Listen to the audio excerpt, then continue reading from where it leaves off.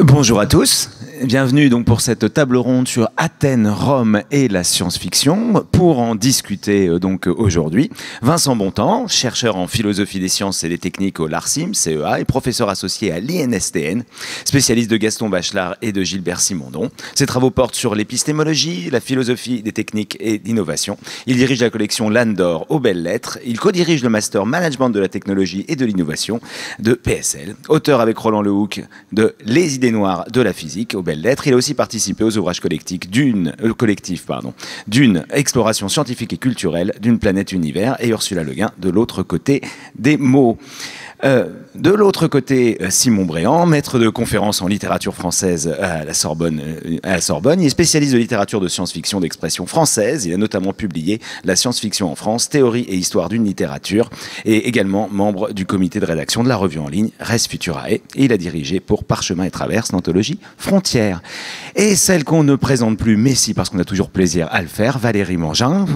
Si vous avez raté l'exposition scénarisée sans limite, eh bien vous avez encore le temps d'en profiter aujourd'hui. Et si vous aimez la bande dessinée, vous avez peut-être eu la malchance d'échapper à ces albums, mais vous pouvez encore vous rattraper avec évidemment toutes les chroniques de l'Antiquité galactique, sans oublier les space opéras et d'autres thèmes qu'on explorera ensemble. Alors Athènes, Rome et la science-fiction, déjà vous avez participé à quelque chose d'étrange. Vous avez certainement la table ronde avec la plus forte proportion de latinistes et d'hellénistes distingués de l'ensemble du festival, ce qui peut paraître relativement étonnant.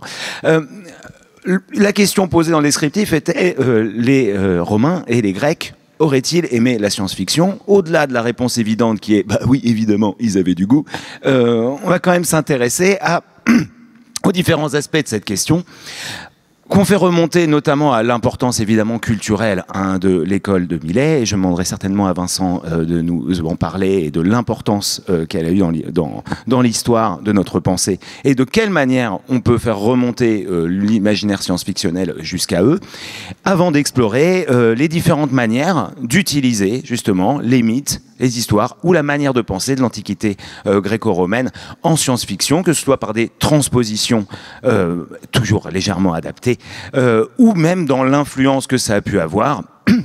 Bien sûr, évidemment, en termes de structure d'imaginaire, on peut penser évidemment à Fondation d'Asimov, qui reprend Grandeur et décadence de l'Empire romain. On peut penser évidemment aux Atréides, directement transposés des Atrides dans Dune. L'influence évidemment de cette antiquité va au-delà de simplement l'origine et l'histoire de notre pensée, est appliquée de plein de manières différentes, précisément dans des récits. Mais je vais d'abord me retourner donc vers Vincent pour nous éclairer sur la manière dont notamment l'école de Millet. Tu penses donc aux atomistes, c'est ça qui te ferait plaisir? Absolument. Oui. Alors, dans l'Antiquité, il y a eu une école particulière qui donc est celle des atomistes qui remonte à Démocrite et à Leucippe. Et on a très très peu de traces directes. En fait, on n'a que des traces indirectes de gens qui les ont cités, mais on a donc peu de matériaux, les œuvres ont été perdues dans l'Antiquité. Et c'est d'ailleurs peut-être un truc sur lequel on reviendra, le monde perdu de l'Antiquité est l'une des sources d'inspiration, de rêverie de la science-fiction. Toujours est-il que tel qu'on a eu la version par Lucrèce à Rome, voilà, on voit qu'il y a l'idée d'une pluralité des mondes. Alors, ce qu'il faut entendre par là, c'est l'idée que les autres étoiles sont considérées comme étant des soleils, et que, par conséquent, on imagine qu'il y a aussi des planètes qui sont autour, et que vivent des êtres, très probablement des êtres extraterrestres, qui n'ont pas vraiment de raison d'ailleurs de nous ressembler. Ça dépend un peu aussi de savoir s'il y a une pluralité des dieux ou pas. Et voilà, donc c'était une spéculation métaphysique qui restait, il faut bien le dire, relativement inféconde au niveau de la narration. C'est pas là-dessus. Si on voulait trouver quelqu'un qui est revendiqué comme ancêtre de la science-fiction, même si donc les atomistes, l'idée de la pluralité des mondes a été reprise par Giordano Bruno, par d'autres gens à partir de la Renaissance, mais ce serait Lucien de Samosate, Alors Lucien de Samosate, c'est pas un philosophe, il se moque même des philosophes, comme il se moquait de la plupart des gens. C'est l'une des personnalités les plus sympathiques du monde antique. Là, on est avec Millet, on était plusieurs siècles avant Jésus-Christ. Là, on est au 2e siècle après, et il vivait en Syrie. Donc il était de langue grecque, mais c'est un syriaque. Et lui, il a écrit un récit qui s'appelle Histoire véritable, où il y a le premier voyage sur la Lune. Alors ce voyage n'est pas un voyage de science-fiction, parce que ça ne ressemble pas du tout au pacte de science-fiction. Et c'est une idée vraiment invraisemblable de la façon d'aller sur la Lune, et c'est volontaire. C'est peut-être là-dessus que je conclurai, c'est qu'il y a quand même un élément qu'on garde de ces histoires véritables, qui ne sont que des purs mensonges, c'est que précisément le paradoxe qui est soulevé par Lucien de Samosate au départ, c'est l'idée de dire mon récit est plus véritable que tous les autres récits de voyage, parce que les voyageurs en général mentent sur ce qu'ils ont vu, sur ce qu'ils ont constaté ou ce qu'ils ont fait, alors que moi au moins dès le départ je vous dis que je vais entièrement dire que des mensonges. Donc au moins cette phrase, il n'y a que des mensonges, est vraie dans mon livre. Et donc de ce côté-là, je suis plus honnête que les autres. Et il me semble que dans la science-fiction, il y a justement un antidote au bullshit au charlatanisme, dans la mesure où la science-fiction se présente comme une fiction. Donc il y a au moins ce petit élément qui existait donc déjà dans l'Antiquité, de ce pacte où on va pouvoir vous entraîner dans les choses invraisemblables, mais en vous le disant, qui est présent chez Lucien de Samosate. Je voulais juste enchaîner sur une petite chose, une histoire que je voulais relivrer. Je n'ai pas retrouvé l'auteur parce que j'y ai pensé juste en venant, qui est une histoire de voyage dans le temps. Une histoire courte de voyage dans le temps, dans lequel un savant, dans l'espoir d'améliorer le destin de l'humanité, envoie un livre en arrière dans le temps, dans lequel il explique tous les fondements de la physique, le but étant d'éviter la bombe nucléaire ou quelque chose comme ça. On essaye de l'empêcher, mais le livre a déjà été envoyé. Sauf que rien ne change. Et pourquoi ? Et la spéculation, c'est, mais en fait, Démocrite, les atomistes, ils ont eu accès à ça, mais leur manière de le lire et de le comprendre s'est ramenée à une logique philosophique qui avait une impossibilité en termes d'ingénierie. Et c'est peut-être une manière d'articuler un peu ce qui vient d'être dit sur la question de aurait-il apprécié, serait-il intéressé. Il y a tout de même la dimension, disons, de la société technique, qui est la société industrielle et la production, la capacité de production en série, qui rend plus complexe l'idée de transposer de l'ère culturelle gréco-latine, vers l'ère culturelle gréco-latine par un effet d'uchronie, l'idée des spéculations de science-fiction telles qu'on les connaît. Il y a cette limite-là aussi, me semble-t-il.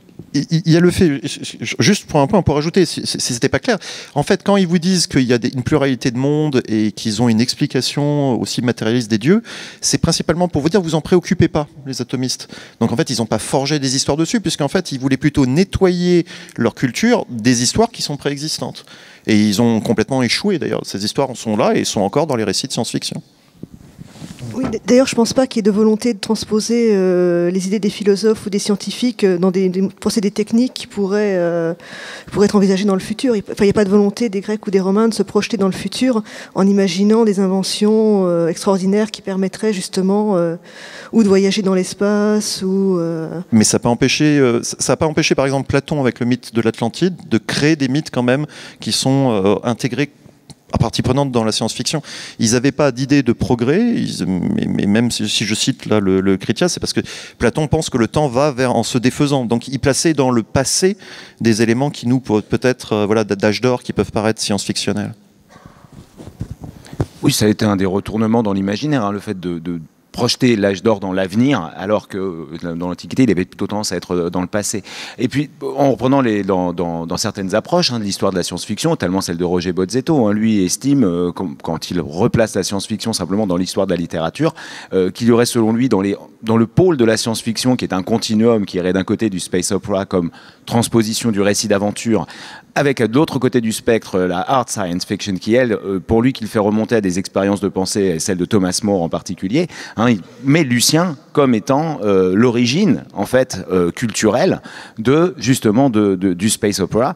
Et il est assez frappant, en regardant l'œuvre de Valéry, d'avoir tous ces éléments-là, quelque part, déconstruits, vu que, on a cette transposition, justement, de mythes dans un contexte de space opera, de science-fiction, et à côté, une pratique qui finalement est assez logique, ou une appétence pour du space opera. Oui, bah effectivement, c'est assez facile en fait de transposer les mythes gréco-romains en science-fiction, puisqu'on peut imaginer les dieux comme des entités extraterrestres surpuissantes qui agissent sur le destin des hommes. C'est vrai que par exemple, dans le dernier Troyen, j'ai imaginé une transposition en science-fiction de l'Énéide et de l'Odyssée, où on voit je suis sûr rencontrer Énée et lui, ça c'est pour le plaisir de se faire rencontrer un peu le vaincu et le vainqueur de la guerre de Troie, et tous deux affrontent les mêmes dieux finalement, ils sont sujets au même destin et ils doivent les combattre. C'est vrai que c'est toujours amusant, mais ce qui est amusant avec l'Antiquité, c'est que ça reste malgré tout un référent culturel pour la plupart d'entre nous. On voit que même dans les jeunes générations, ça reste présent. Mais nous, évidemment, on a vu Ulysse 31 quand on était jeunes, donc ça fait partie de notre petite enfance. Mais même encore actuellement, même chez des adolescents qui n'ont jamais lu un texte en latin, qui ne penseront jamais sans doute en faire un, les mythes gréco-romains, ça a le même pouvoir évocateur que les super-héros, en fait. C'est un peu les héros sont un peu les super-héros de l'époque. Et il y a une quantité inépuisable de tropes et d'archétypes qui sont issus en fait du fond de l'Antiquité. Et donc la difficulté est peut-être même à retourner, c'est-à-dire comment tu peux faire des histoires de science-fiction en étant dans la culture européenne sans remobiliser ce fond. C'est même dans ce sens-là que tu peux le voir. On peut dire que la science-fiction américaine de space opéra est plus tournée vers le fond arthurien, par exemple, ou des choses comme ça, et qui a peut-être, et encore c'est pas sûr, moins de prégnance. Mais dans notre science-fiction, l'Odyssée et l'Énéide, voilà, ou l'Iliade sont des fonds permanents. Voilà. Et tout de même, alors je suis d'accord fondamentalement, mais j'aimerais montrer qu'il y a quand même des éléments supplémentaires. C'est-à-dire qu'en fait, on peut parfaitement superposer l'idée d'Ulysse et Ulysse 31 et poser l'idée de l'Odyssée comme une sorte de modèle du Planète Opéra. Hein. En gros, on aborde quelque part, il y a un problème, il faut le régler. Bon. Mais il me semble que dans une logique, quand on passe de Ulysse, ou même de Ulysse 31 à Star Trek, par exemple, eh bien, la logique de Star Trek n'est pas simplement le fait que, il faut qu'on sorte de la situation, c'est vraiment l'idée il y a un problème. Il y a des éléments de ce problème à analyser spécifiquement, trouver la racine, le traiter et trouver un moyen qui souvent est un moyen technique. Alors régulièrement, Captain Kirk le fait à main nue, donc c'est pas forcément un moyen technique, mais trouver un moyen technique de régler la chose. Alors que même si Ulysse, clairement, c'est un peu le patron original du rusé qui va trouver des moyens de régler les choses, on est quand même beaucoup plus dans l'idée il y a des marges qu'il vaut mieux pas explorer et il faut s'en tenir à distance et revenir vers le monde civilisé, là où la logique du Planète Opéra fonctionne quand même beaucoup aussi, pas seulement, mais beaucoup aussi sur l'idée de étendons les limites de la civilisation, étendons la flamme de la science. Simon, tu viens juste de nous faire passer d'Athènes à Rome. On n'est pas sorti de l'Antiquité, c'est l'Empire. L'autre source inépuisable, ça va pas être la philosophie, la mythologie grecque, mais ça va être l'histoire de l'Empire, la possibilité du déclin, de la décadence, de sa construction. C'est l'autre source inépuisable. Et pour le coup, cette fois-ci, elle est ultra prégnante dans la science-fiction américaine. C'est un des archétypes de leur réflexion. Elle est présente à peu près tout le temps. On voit, par exemple, avec Van Vogt, l'Empire de l'atome, c'est une transposition directe de l'Empire romain en science-fiction. Il y en a énormément, vous en avez déjà cité plusieurs, avec Fondation, Dune, enfin, tous ces éléments-là sont directement inspirés, et encore aujourd'hui. J'ai un faible aussi pour l'Uchronie, que par exemple pour celle de Silverberg, Roma Eterna, où il imagine que l'Empire romain n'est jamais tombé, et où finalement c'est lui qui va dans les étoiles.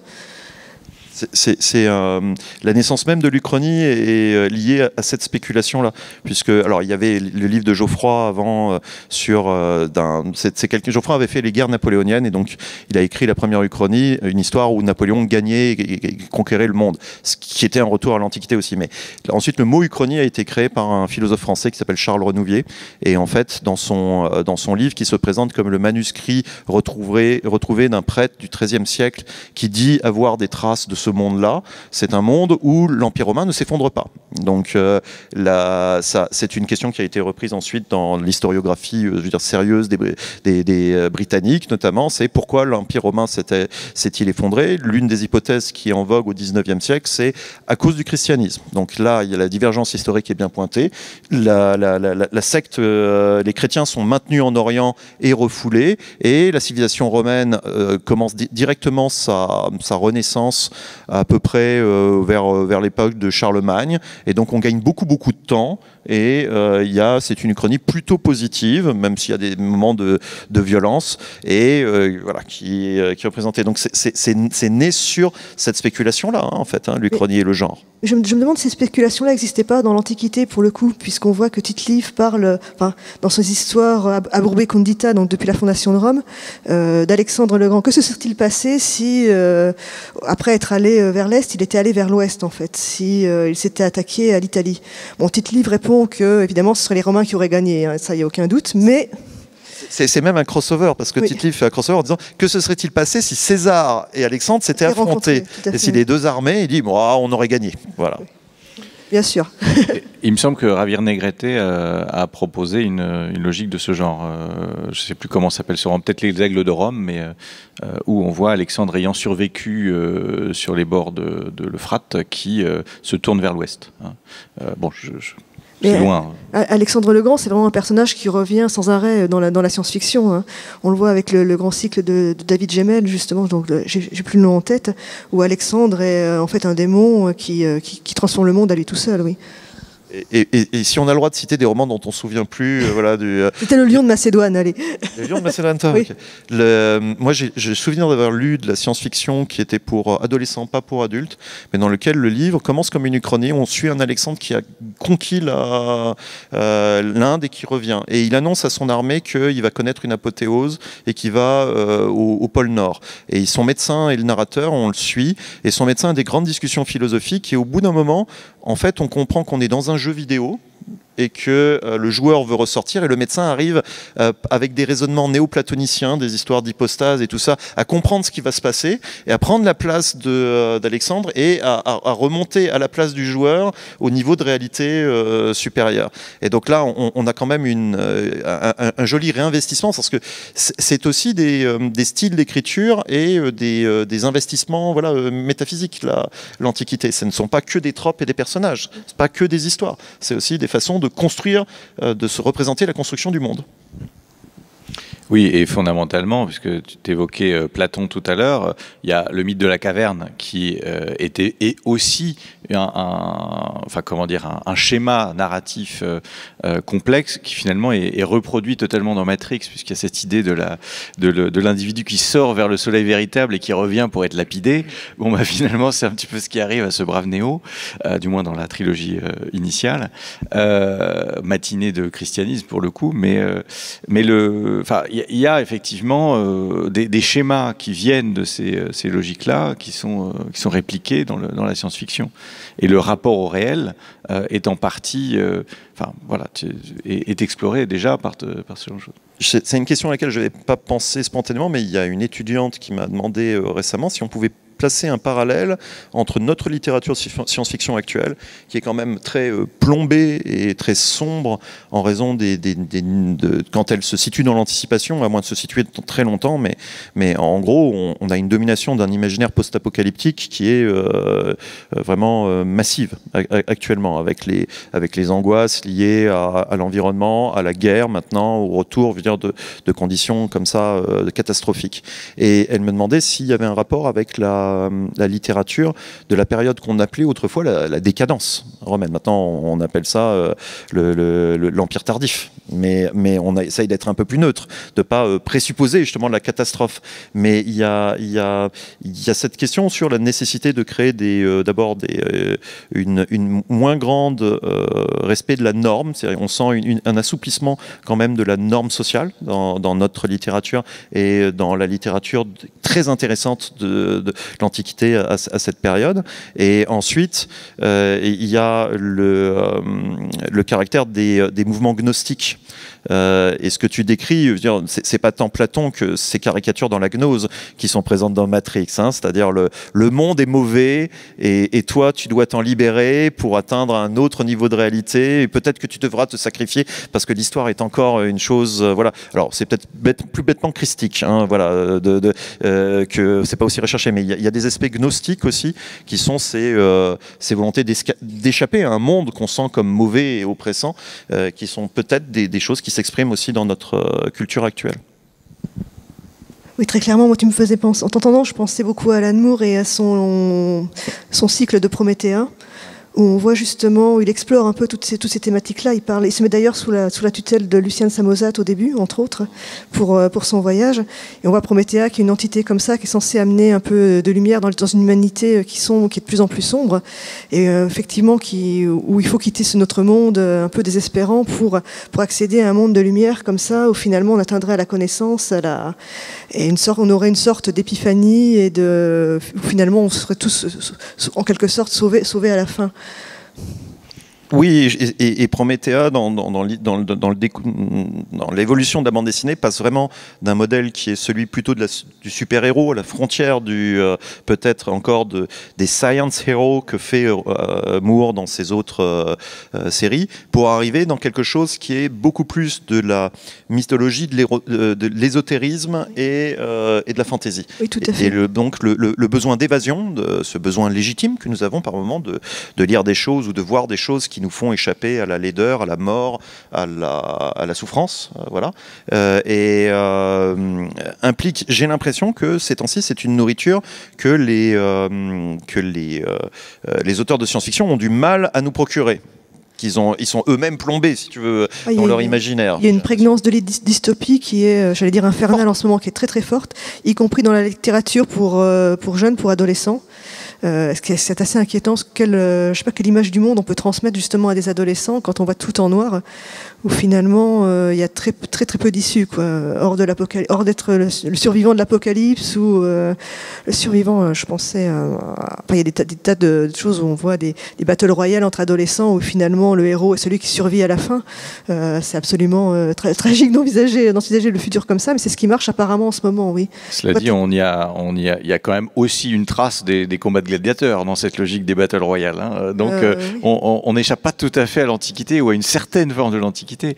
Ceci étant, la question de la représentation et de la dystopie, moi je le relie aussi beaucoup à finalement, enfin toujours pour rester dans l'Antiquité, hein, à un problème du lien à la mesure. C'est-à-dire que l'idéal de la mesure, d'arriver à faire exactement ce qu'il faut, maintenir un équilibre, la médiocrité dorée cicéronienne, et cette idée qu'il faut pas aller trop loin dans ce certain nombre de choses, c'est finalement, on en a le reflet inverse. C'est-à-dire que on est dans une période qui est hantée par la démesure, hantée par ce terme qui est devenu maintenant important, y compris en France depuis le champ anglophone, qui est l'hubris, hein, donc l'idée de l'orgueil et du débordement cette logique-là, elle est aussi associée à un fonctionnement qui est un fonctionnement centré sur un fonctionnement scientifique de dépassement. C'est-à-dire que c'est le reflet négatif du progrès. C'est l'idée de la démesure. Là où finalement, en l'absence de notion de progrès que tu évoquais tout à l'heure, on est dans un environnement où finalement tout est stable d'une manière ou d'une autre. Il n'y a que les phénomènes qui changent. Mais on est globalement dans le même environnement de façon cyclique. Je crois pas. Je crois qu'on a perdu la capacité de cette innocence du temps cyclique de l'Antiquité. On est dans un temps aristotélicien ou celui du politique de Platon. On est dans un temps de la dégradation. On est dans un temps du monde se défaisant. Voilà, et que le temps joue contre nous. C'est-à-dire ce qui rend noir, c'est pas simplement la violence des histoires, parce qu'il y a des histoires qui peuvent être violentes mais optimistes, soit qu'on accepte la violence, soit qu'elle puisse amener à une rédemption ou à quelque chose. Non, actuellement, on est dans un pessimisme. Le temps joue contre nous. On reviendrait à Hésiode en quelque sorte, où on serait passé de l'âge d'or à l'âge d'argent, puis à l'âge de bronze et l'âge de fer. C'était une grosse tendance des mentalités antique, au point que Aristote définit le temps comme corruption. Hein, voilà, et c'est un penseur rationaliste. Donc il y a ça, à mon avis, qui revient au premier plan, et l'effort pour se détacher de ça et faire comme Ursula Le Guin dans les années 70, réinventer des utopies, fussent-elles ambiguës, et un effort qui paraît là spécialement difficile. Tu as participé au livre, hein, Les Futurs des belles lettres. Oui. Et rappelle-toi, donc je suis directeur de collection pour les belles lettres, ça a été dit. Et donc quand on a fêté notre centenaire, on a demandé à 4 auteurs de science-fiction, et non des moindres, j'en ai une à mes côtés, d'écrire des nouvelles qui se placeraient dans les 100 ans plus tard, pour fêter les 200 ans des belles lettres. Sur les 4, il y en avait 3 qui étaient post-apocalyptiques, avec des nuances un peu différentes. Mais il n'y avait que Norman Spinrad qui finalement était assez fidèle à l'idéal du Space Up, du prolongement de Star Trek, du prolongement de l'Empire. Ce qui pour lui était une forme de contre-pied. Hein. Tout à fait, ça restait ambigu, si tu veux. Il y avait une sorte d'Elon Musk derrière, comme personnage pas fiable d'ailleurs, qui finançait cette conquête par les belles lettres de l'espace. Mais voilà, ça montre cette difficulté actuelle. Et c'était là où je voulais en arriver. C'est dans l'Antiquité, il est arrivé à un point où ils avaient du mal aussi à fournir une nourriture spirituelle qui soit une nourriture saine et qui soit pas bouffée par des schémas comme ça gnostiques ou simplement de repli. C'est-à-dire, il y avait le stoïcisme d'un côté qui disait laisse tomber, le monde va mal, mais toi tu as joué un rôle, tu restes sur tes affaires, qui était la grande réussite philosophique dominante de l'Antiquité. Et puis, tu avais des penseurs gnostiques qu'il fallait combattre, mais qui disaient le monde est mauvais, fuyez-le, des choses comme ça. Oui, c'est un peu le christianisme aussi qui le monde physique, finalement, n'est que le préambule bien médiocre à la cité divine qui attend le bon chrétien. Ils sont toujours plus ambigus. Ils ont essayé, ils se sont battus quand même contre les gnostiques. Oui. Je voulais en revenir sur 2-3 choses et peut-être sur, là pour le coup, repartir d'un processus de création. C'est-à-dire de la manière dont on va aller chercher, on va aller exploiter ce qu'on sait de l'Antiquité pour produire d'autres histoires. Parce que c'est forcément un mouvement relativement paradoxal dans un genre dans lequel on attend une forme de nouveauté ou d'expérience inédite. Ce qui n'est pas complètement spécifique à la science-fiction, mais peut-être on fait un peu plus partie dans les attentes d'un lecteur, d'être vraiment transposé dans un ailleurs qu'on n'a pas encore pu imaginer. Et on peut se poser, je me pose la question quand même de, est-ce que c'est simplement un amour pour les mythes ou un amour pour la manière de représenter les histoires, ou est-ce qu'il y a un projet de rediffuser et de redonner une nouvelle audience à des récits qui sont peut-être en train de se perdre, parce que quand on est en cours de latin et de grec, on a vraiment l'impression d'être un peu seul au monde, et on garde le secret bien caché des histoires auxquelles les autres n'ont pas accès, alors que nous on y a sous une apparence rébarbative. Mais là, plus directement, entre écrire une histoire de science-fiction qui est une transposition de mythes, ou écrire d'un côté, comme pourra le faire Asimov, comme essaye même de le faire George Lucas d'une manière, parce que l'Empire romain nous donne quand même, les Grecs et les Romains nous donnent aussi une trame historique de développement d'un pays sur plusieurs siècles à travers des sciences et techniques, ce qui est une transformation du territoire. Mais j'en reviens à ma première question, parce que je fais une aparté dans ma question qui est absurde. Je me posais donc cette question-là de qu'est-ce qui motive l'idée d'écrire une histoire originale tout en reprenant des mythes qui finalement sont parmi les plus connus et ceux qui ont connu peut-être le plus de versions. C'est toi. C'est moi. Il n'y a pas vraiment de réponse toute faite à ça. Moi, j'ai commencé à écrire sur effectivement des histoires de science-fiction reprenant les grands mythes. D'abord parce que j'aimais ça, c'est vrai. Je ne sais pas pourquoi, mais j'aime beaucoup l'histoire de l'Antiquité depuis l'adolescence. Peut-être depuis que j'ai commencé à lire le Alix de Jacques Martin à 12 ans, ça a commencé à m'intéresser. Après, c'était peut-être aussi pour moi une facilité parce que c'était mon premier livre, en fait, Le Fléau des dieux. Et que, étant une autrice débutante, je ne savais pas trop vers quoi aller, donc j'ai voulu aller vers quelque chose de rassurant que je connaissais bien. Et finalement, les mythes, je les connaissais, je les aimais. En plus, ils avaient fait leurs preuves. Je savais qu'ils plaisaient à beaucoup et que beaucoup de gens les connaissaient. Donc finalement, ça me faisait un fond solide pour moi m'appuyer et ne pas partir de rien, du néant. Je crois que cette familiarité-là, c'est très rassurant quelque part. En même temps, comme c'est extrêmement riche et qu'on peut y voir finalement un peu tout ce qu'on veut, c'est très pratique. Vas-y. Oui, je voulais. Enfin, là, c'était un peu un contrepoint. Je voulais évoquer l'exemple de Dan Simmons et de Ilium et Olympos, dans lequel finalement il y a un effet. Là, pour le coup, c'est une sorte de confrontation de l'ancien et du moderne, ou de l'ancien du futuriste, puisqu'on a une recréation des dieux par des post-humains complètement arrogants qui veulent en fait jouer avec des êtres humains comme ils le feraient avec des poupées. En fait, c'est un fonctionnement. Et avec en même temps une inscription extrêmement fidèle, carrément. Enfin, c'est du Pierre Ménard, c'est Borges qui nous présente le texte réécrit quasiment, enfin repris quasiment à la virgule d'Homère, et qui nous redonne à voir le matériau antique tel quel. Sauf que le contexte est entièrement différent et qu'il y a des nanomachines, il y a toutes sortes de choses qui transforment la situation, et qu'il s'agit finalement de faire dérailler le récit. Alors, c'est pas le meilleur, le plus satisfaisant des livres de Dan Simmons, mais finalement, j'y vois pour lui, il y a une tension. C'est-à-dire que finalement, c'est aussi une façon de dire, ces figures-là, ce ne sont pas des modèles. Ça ne devrait pas être des modèles. Ça devrait être des choses qu'on critique. Bon, alors, je sais pas jusqu'où pousser cette question-là et le voir, mais justement, c'est un exemple un peu à part, je trouve, pour moi. C'est-à-dire que c'est à la fois quelque chose qui témoigne d'une fascination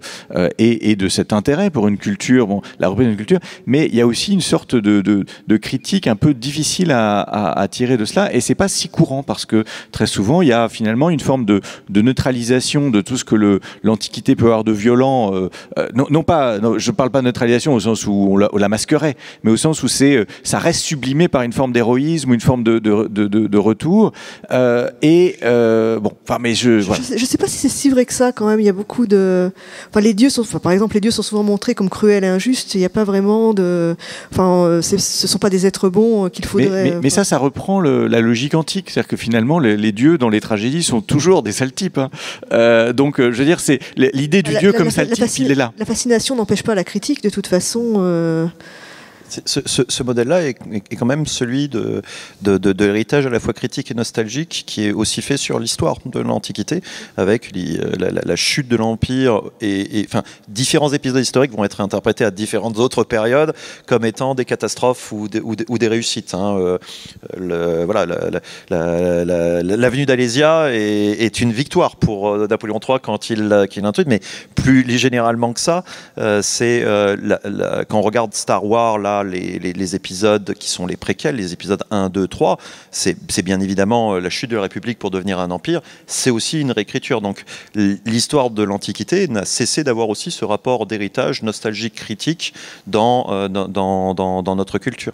Je voulais rajouter un point sur l'intérêt de mobiliser les mythes en particulier, c'est que ils sont donnés comme quand tu n'arrives pas à penser quelque chose, ou plutôt t'as pas les éléments de connaissance, le mythe vient comme une solution aussi facile, pas seulement pour construire une narration, mais pour donner un certain cadre d'intelligibilité avec plusieurs niveaux d'interprétation. C'était ça qui était le raffinement du rapport d'un Plutarque au mythe, c'est de dire, bien évidemment, quand on raconte des mythes, il va y avoir une compréhension au premier degré de l'existence du surnaturel, des choses comme ça, qui va être celle du vulgaire, qui croit les histoires qu'on lui raconte. Puis après, il va y avoir une interprétation qui va être au contraire de l'ordre du symbolique, de l'image. C'est une allégorie, donc elle veut dire quelque chose, voilà.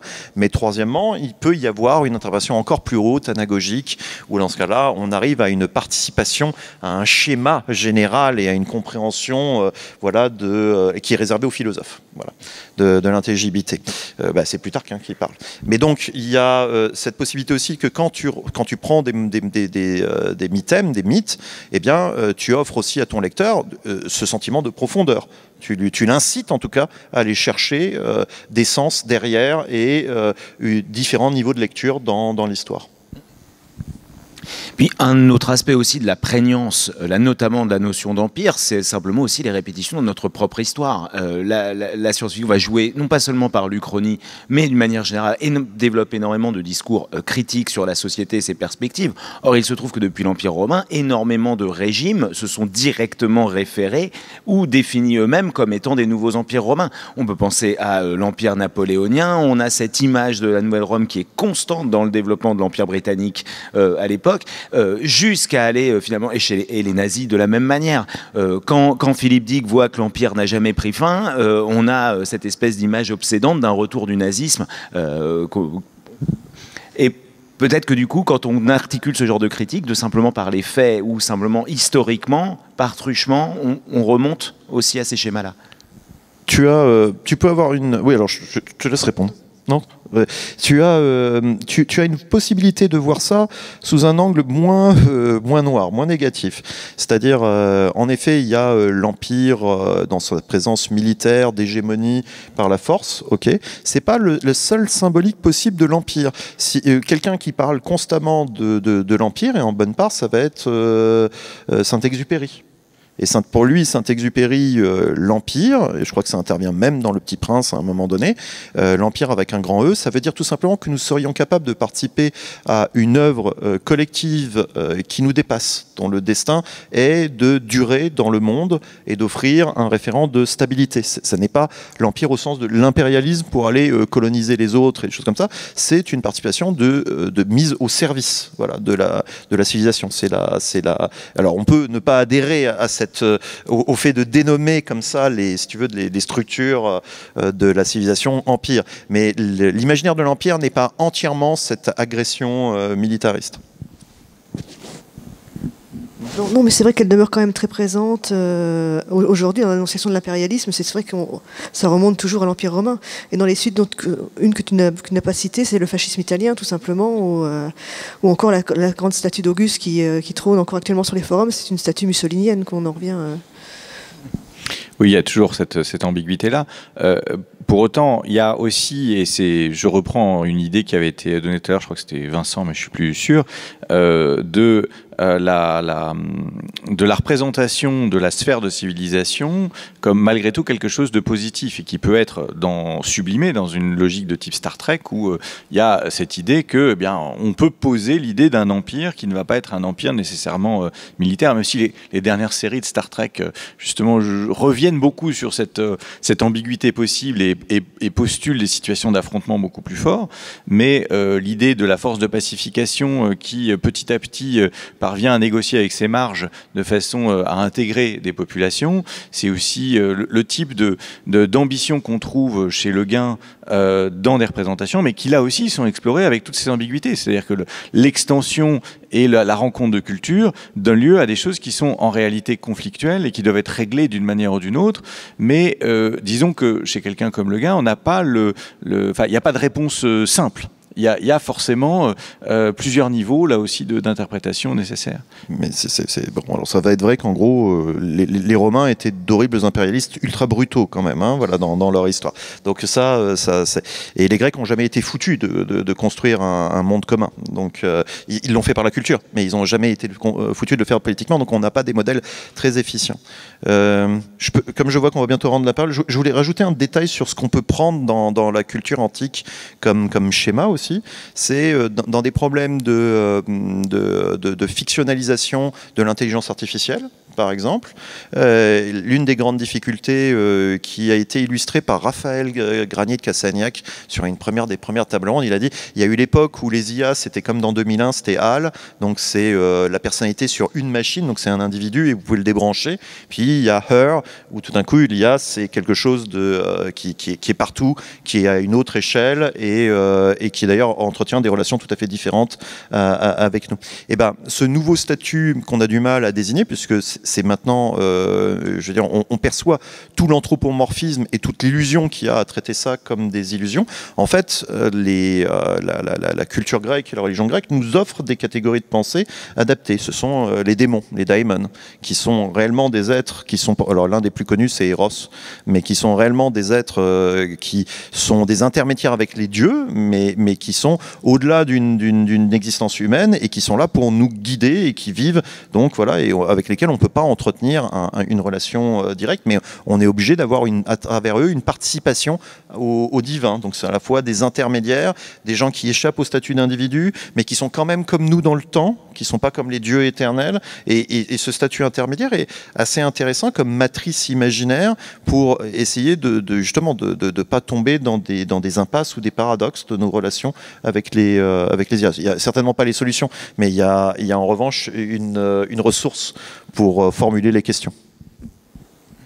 Si on glisse une chose qui n'a de rapport avec rien, j'ai pas réussi à placer une référence dont je recommande la lecture et qui n'est pas, qui est assez déconnecté de ce qu'on a. C'est un roman qui s'appelle Ptahhotep de Charles Duits, D-U-I-T-S, qui nous présente dans un cadre totalement étrange, parce qu'on est dans le futur, mais en même temps un futur qui est fondé sur une uchronie où les dieux grecs n'auraient jamais complètement été éliminés, enfin les croyances n'auraient jamais été éliminées, mais c'est en même temps une errance dans un univers qui est une sorte de revisitation du monde antique. Et donc ce roman, donc Ptahhotep, est fascinant à lire et totalement inclassable en termes de genre de ce dont il s'agit. Et d'ailleurs l'auteur lui-même le présente comme une espèce de vision qui lui aurait été dictée depuis un autre monde. Enfin bon, bref, voilà. Une petite référence.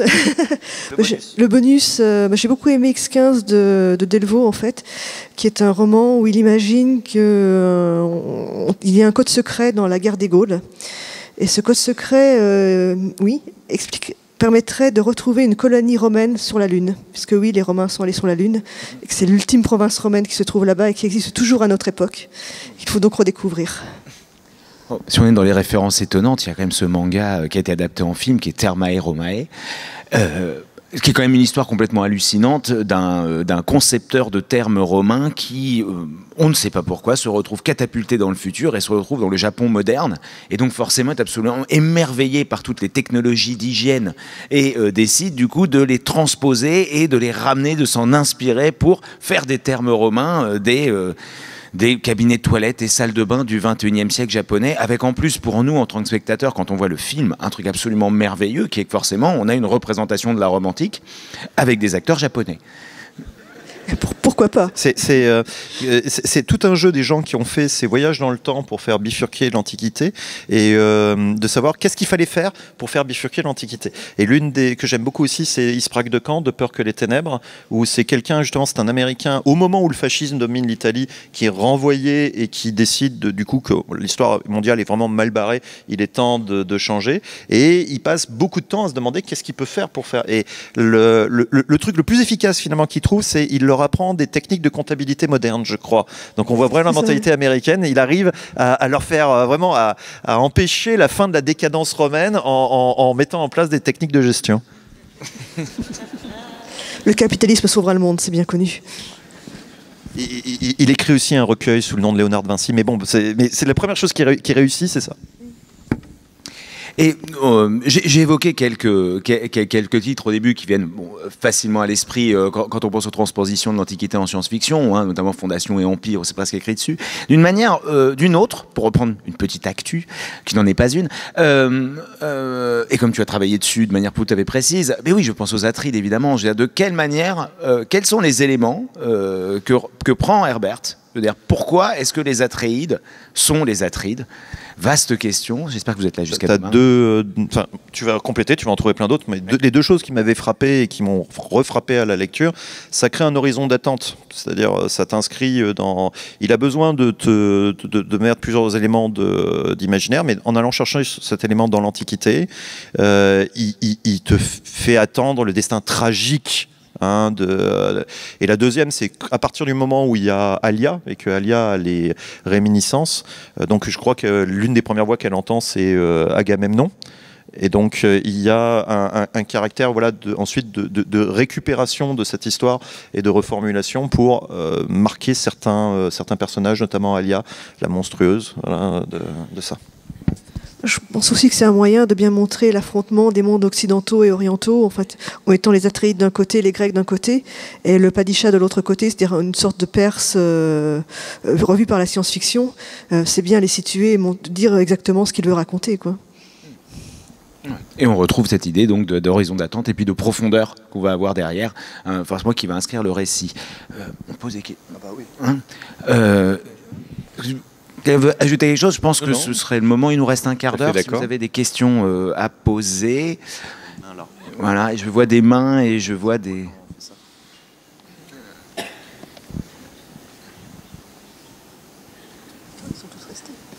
Ne vous inquiétez pas, des démons s'approchent de vous avec un micro à la main. Avec moi. Oui, merci pour la présentation. Il y a un thème qu'on n'a pas beaucoup abordé, c'est le thème du barbare, et de le mettre en parallèle avec l'alien moderne, dans le sens où est-ce que quand on lit la Germanie de Tacite, quand on lit les Amazones de Platon, quand on nous parle de la théorie des climats chez les Grecs, est-ce que finalement c'est juste pas des récits de science-fiction avec des aliens qu'on appelle barbares? Alors, là-dessus, je dirais que ce ne sont pas des récits de science-fiction par rapport à ce que disait Vincent tout à l'heure en termes de régime de croyance. C'est-à-dire que la description de peuplades étrangères, qu'elles soient imaginaires ou non, dès lors que c'est rapporté comme des choses vraies, ne fonctionne pas sur la même logique, le même régime de croyance que le système de la science-fiction qui va fonctionner ainsi. Donc éventuellement, le principe de rapporter l'existence de peuplades maintenant disparues peut être utilisé comme support. Ensuite, comme modèle, comme manière de penser la chose. La figuration, effectivement, de l'Amazone, c'est quelque chose de très productif quand on veut penser une certaine façon de penser une organisation purement féminine, matriarcale. C'est pas la seule, et c'est sans doute pas forcément, d'ailleurs, la plus élaborée, hein, mais en tout cas, c'est porteur, donc c'est fécond. Il y a une fécondité de cela. En revanche, retourner le regard et dire, finalement, ce type de démarche serait quelque chose qui est de l'ordre de la science-fiction, il me semble, enfin, c'est pas pour apporter une réponse définitive ou stérilisante, mais il me semble que de toute façon, le parallèle ne pourra pas être fait aussi efficacement avec cet élément supplémentaire que la logique du barbare nous maintient quand même encore dans le régime de l'humain. Sauf à chercher justement des figurations comme des cyclopes, enfin des êtres qui sont chez Ulysse déformés énormément, mais la logique du civilisé et du barbare correspond à un régime qui est un régime en grande partie un régime juridique. Oui, ça correspond quand même à une réalité historique, même si les Amazones n'ont pas existé. Effectivement, ça sert quand même à décrire l'étranger tel que les Grecs pouvaient le percevoir, et pas du tout quelque chose qui serait imaginaire. Oui, à mon avis, on n'est pas du tout dans la même chose. Oui. Mais il y a un cas qui ressemble. C'est l'homme le plus menteur du monde. Donc c'est quelqu'un dont on n'a pas le manuscrit, il a cramé ou il a été perdu au même moment que la disparition de la bibliothèque d'Alexandrie, mais on a conservé sa trace. Alors c'était un Marseillais, donc c'est peut-être de là d'où vient la légende que les Marseillais font des galéjades, ou voilà, exagèrent toujours les choses. Et donc ce gallo grec est parti de Massilia, a franchi les colonnes d'Hercule, enfin c'est ce qu'il raconte, hein. Ensuite il est allé faire du commerce du côté de l'Ibéria, c'est-à-dire de l'Irlande, et puis après il est remonté. Je ne me rappelle plus vraiment la raison pour laquelle, et on ne le sait plus parce qu'on n'a pas le texte, on n'a que les gens qui le disent, qui le traitent de menteur. Il a été connu dans l'Antiquité comme le plus menteur des hommes. Et donc il est monté jusque au-delà du cercle boréal, et il est redescendu. Mais il a raconté qu'il est arrivé à un endroit où le soleil ne se couchait pas. Alors, voilà, à un endroit où il a observé des poissons avec des épées au bout du nez, n'importe quoi, et pour finir qu'il y avait des endroits où il y avait de l'eau qui faisait comme des tornades, mais ça créait, on pouvait voir quasiment le fond de la mer à cause de ça. Donc, vraiment, quand il est rentré, on l'a traité de menteur, et lui, on a pensé que c'était un auteur peut-être de fantaisie plus que de science-fiction, encore qu'il y a ce côté un peu science-fictionnel. Il prétendait l'avoir fait avec des moyens techniques, hein, voilà, et il est passé pour l'homme le plus menteur de l'Antiquité, Pythéas.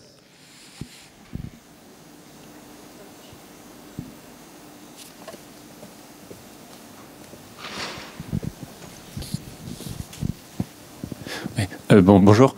J'aurais une double question, à la fois sur le fond et sur la forme, parce que tout ce dont vous avez parlé concernait la science-fiction d'un point de vue peut-être plus occidental. Je m'intéresse à la science-fiction, mais vraiment à la petite semaine.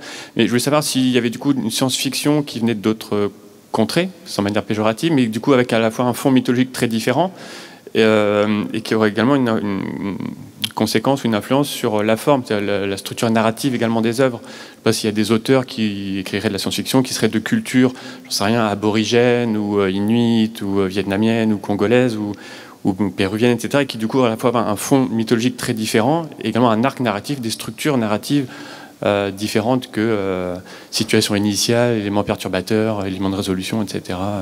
Voilà. J'ai pas d'idée flagrante, tu vois, parce que, par exemple, si je prends l'auteur le plus connu qui soit pas de notre culture, ça va être Liu Cixin, et son roman, je suis obligé de le dire, Borges disait, il n'y a jamais que deux histoires, hein. Celle du voyage où tu essayes de rentrer chez toi, et celle d'une ville qui est assiégée.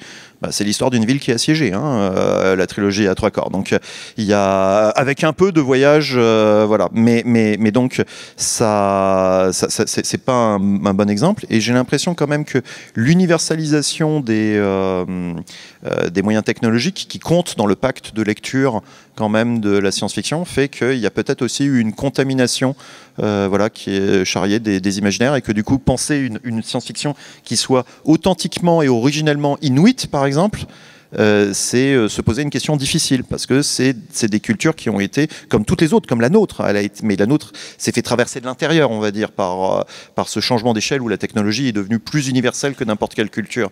Mais les leurs, en revanche, l'ont pris voilà, le même mouvement. Donc je ne sais pas si ça existe, mais tu as peut-être des exemples, toi. Je n'en vois pas comme ça. Effectivement, Liu Cixin, j'ai lu plusieurs nouvelles aussi de lui, mais effectivement qui reprenaient les deux thèmes dont tu parlais. Et pour avoir lu des mangas de science-fiction ou de la science-fiction soviétique, par exemple, on retombe quand même toujours dans les mêmes schémas. Donc c'est traité un peu différemment. Mais effectivement, je vois pas de rupture franche et flagrante par rapport à ce qu'on connaît nous. Après, je connais pas d'autres types de science-fiction, hein, donc je ne sais pas là. C'est sûr que c'est notre ignorance qui parle, parce que voilà, il y a des gens de notre culture qui s'intéressent à des mythes d'autres cultures pour faire. Zelazny avec voilà a fait c'est les seigneurs de l'instrumentalité, c'est ça. Voilà. Donc il y a d'autres cultures peuvent inspirer la science-fiction. Alors c'est Cordwainer Smith, les seigneurs de l'instrumentalité. Mais Zelazny, il a fait aussi, enfin il a utilisé toutes sortes de choses. Mais par rapport à ça, juste pour que justement ce soit bien clair, personne ici, je pense, n'affirme que le seul substrat de la science-fiction pourrait être la culture gréco-latine. Hein. Donc, c'est absolument pas ce qui est dit. Simplement, on explore le cône qui vient de la culture gréco-latine.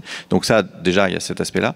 Et donc, il y a la possibilité d'utiliser autre chose. Ceci étant, les schémas narratifs me semblent pas du tout liés, quoi que tu en dises, à la question de la culture et des références mythologiques ou culturelles, mais uniquement à des nécessités d'adaptation voilà, une dialectique avec un public et voir ce qui marche. Mais il n'y a pas... non mais voilà, donc de ce point de vue-là, les renouvellements qui peuvent venir ne sont pas nécessairement liés à la question de l'aspect culturel. Oui, il y aurait peut-être un exemple, il s'agit d'un petit roman, on peut le trouver ici à la librairie, je l'ai acheté l'an dernier, Oiseau, d'un auteur, ou d'une auteure plutôt norvégienne, d'origine d'une minorité, voilà, de minorité ethnique. C'est très intéressant hein, d'avoir un point de vue narratif du point de vue du dominé, non pas du dominant. Souvent, on a toujours ce point de vue du dominant. C'est une science-fiction un peu pauvre, quoi. Voilà, d'un point de vue de dominé par un empire extérieur. Oiseau, je vous le conseille. Il y a un courant critique interne avec Ursula Le Guin ou d'autres gens, d'autres penseurs, sur le fait même que la science-fiction est trop dominée par l'héritage de l'épopée. Bien sûr, en effet. Et donc, il peut y avoir des critiques radicales de cet héritage qui s'en détachent. Bonjour. Je suis ici.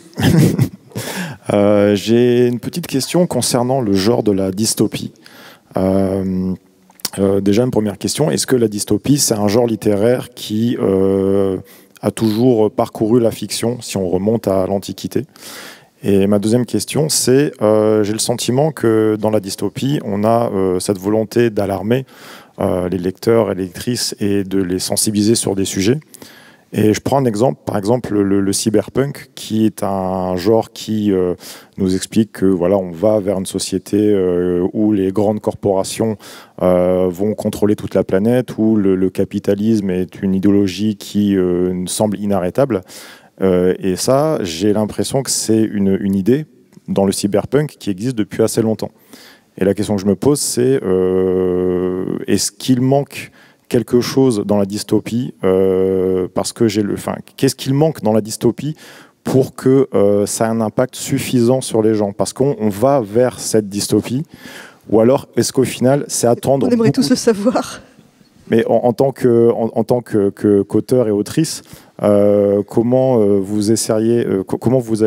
pourriez essayer d'imaginer une histoire ou quelles clés vous pourriez fournir aux gens pour essayer que ça ait un impact plus fort, ou alors est-ce que ça attend beaucoup trop de la fiction?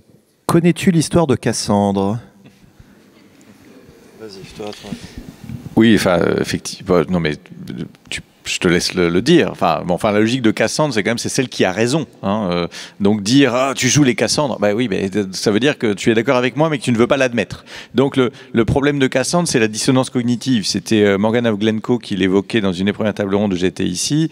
Le problème cette question-là de comment faire quelque chose, le problème c'est qu'on est confronté à une logique de dissonance cognitive. C'est-à-dire que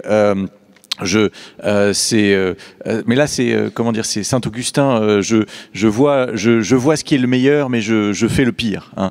Ça c'est le problème qu'il doit résoudre lui. Hein. Optimum video pessima sequor. Hein. Et cette dissonance cognitive, elle n'est pas réparable par une fiction. C'est par éventuellement, potentiellement, un mouvement de fond culturel.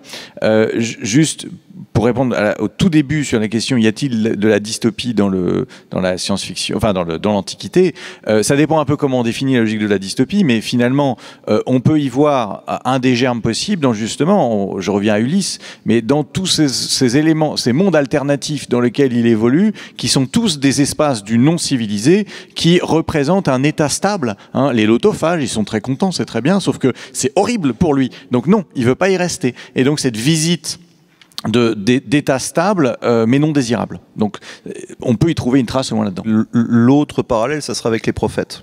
Voilà, le prophétisme peut être défini comme une forme de discours qui institue un rapport à un futur où il y a une rupture qui s'est produite. C'est-à-dire quelque chose qui est tenu pour acquis ce maintenant dans le présent disparaît. Que ce soit bon ou mauvais, la plupart du temps c'est mauvais. Et donc le prophète annonce la dislocation de notre rapport au temps. Et c'est plutôt dans l'autre sens que ça fonctionne. C'est-à-dire les prophètes de l'Antiquité avaient aussi beaucoup de mal à se faire croire. Et quand ils se faisaient croire, à pas se faire lapider, voilà, bon, voilà. Mais et quand ils y arrivaient, ils évitaient pas entre guillemets le futur qui était prédit, si jamais ils avaient eu raison de le prédire. Mais je suis obsédé par Ursula Le Guin, mais j'ai de bonnes raisons. Dit que Philippe Cadic fait ça dans ses romans. Voilà, Philippe Cadic vous plonge dans un roman où quelque chose que vous tenez pour acquis de la réalité ou du temps présent a disparu. Et ensuite, il va redisloquer une deuxième fois. C'est ça qui le caractérise. Et elle dit, c'est pas parce qu'il anticiperait des trucs, c'est parce que c'est un prophète, c'est parce que c'est quelqu'un qui a une conscience morale telle qu'il tente une expérience sur votre cerveau pour essayer de vous faire comprendre à quel point ce que vous prenez pour la normalité n'est pas gagné d'avance, ni peut-être désirable, ni stable. Pas mieux. On a les mêmes goûts. Merci. Nous avons parlé de la Chine tout à l'heure. Je voudrais simplement dire que le pays au monde où il y a peut-être le plus de latinistes, c'est la Chine. L'Occident est mort. Merci. Mais non. Prophète. Lapidez-le.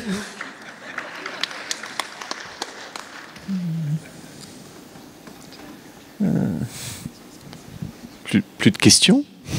Je vois une main par exemple. Ah, il y a... La prochaine sera en latin, elle sera pour Valérie. Oui. C'est ça, posez votre question en latin, ce sera plus drôle. Je n'y m'y risquerai pas. lorsque vous faisiez référence tout à l'heure aux questions d'empire, en liant aussi aux questions d'IA, une petite question, comment situeriez-vous le cycle de la culture de Ian Banks dans ce paysage-là, finalement? Parce qu'on n'est pas sur un empire coercitif, quoique, par certains moments, quand on pense à Pour quelle guerre. Voilà.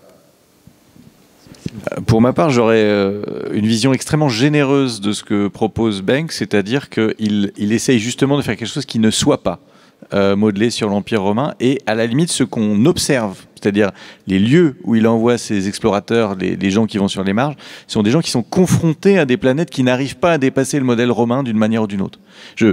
À grands traits, je dirais ça ainsi. Mais le contre-coup, c'est que du coup, il ne présente pas clairement la logique de sa culture, mais en tout cas, elle ne fonctionne pas, me semble-t-il, sur ce schéma. Et je crois que c'est un contre-pied délibéré. Ouais. C'est un effort louable pour échapper aux tendances gnostiques dont je parlais dans la science-fiction actuelle. Ave.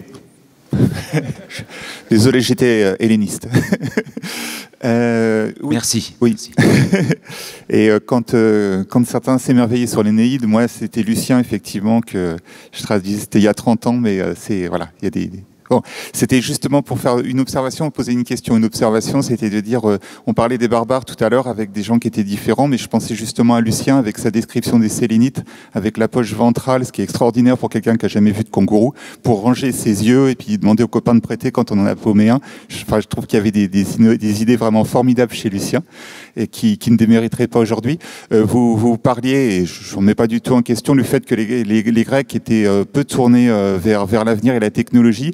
Je voudrais juste avoir un sentiment sur quand même Prométhée qui est puni parce qu'il a fait une avancée technologique, et puis aussi un personnage qui est un petit peu à part, qui est Dédale.